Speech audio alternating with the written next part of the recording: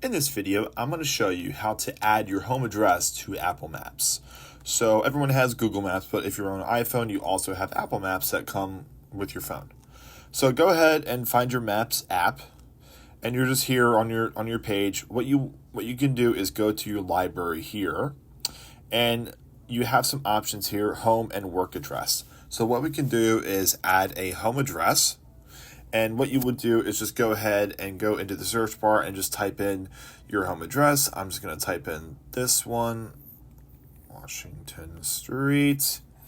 And you can go ahead and do that. And then from here, once you have your address in here and it's logged in, you can choose what you want it to be. If it's your school, if it's your work, if it's just a random address. But I'm just going to choose the option here for home.